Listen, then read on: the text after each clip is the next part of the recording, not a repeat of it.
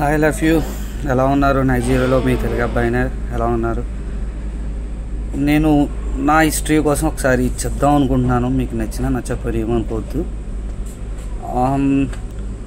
చాలా problems face చేశాను. ఆ ప్రాబ్లమ్స్ తప్పదు, ఫేస్ చేయాలి. 10 మనిషి అన్నాక ప్రాబ్లమ్స్ ఏదో ఫేస్ చేయాలి. సో ఏంటంటే ఫస్ట్ నేను ఏం జాబ్ చేశానో ఇప్పుడు ఏం చేస్తున్నానో చెప్తాను మీకు.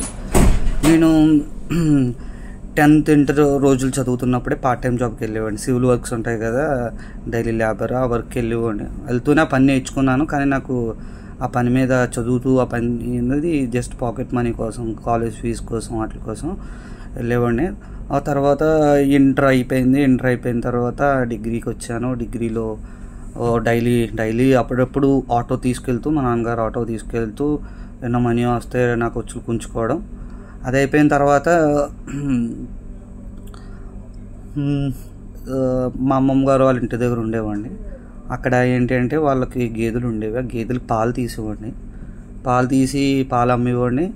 సండే వస్తే మొక్కలు ఉండేవి, వెజిటేబుల్స్. ఇవి ఆ వెజిటేబుల్ అన్నీ కోసి రోడ్డు బయట అమ్మేవాడిని. బయట కూర్చుని పక్కన బుక్స్ ఖాళీగా ఉన్నాడు, బుక్స్ చదువుతూ అమ్మేవాడిని.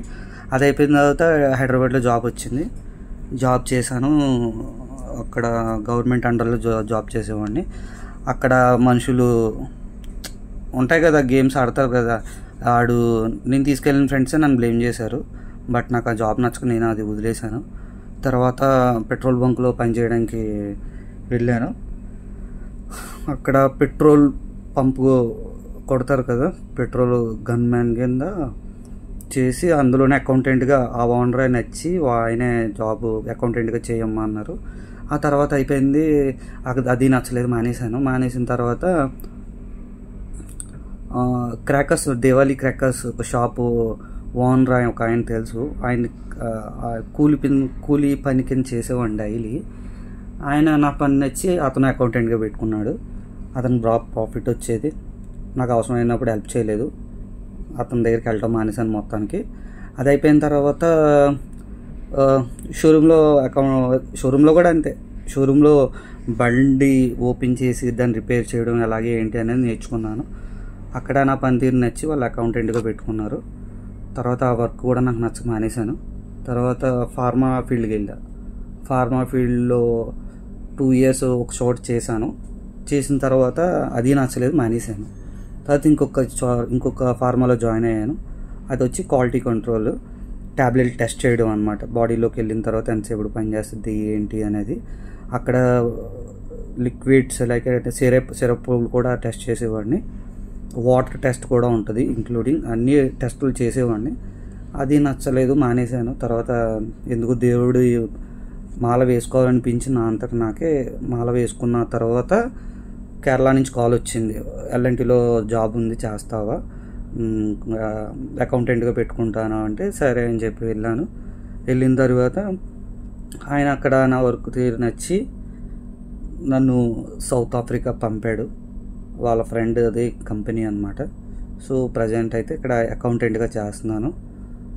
ఏమైనా ప్రాబ్లమ్స్ ఏమైనా ఉంటే హెచ్ఆర్ ప్లస్ అకౌంటెంట్ ప్లస్ ఇంకా అన్నీ చూసుకోవాలి, A to Z.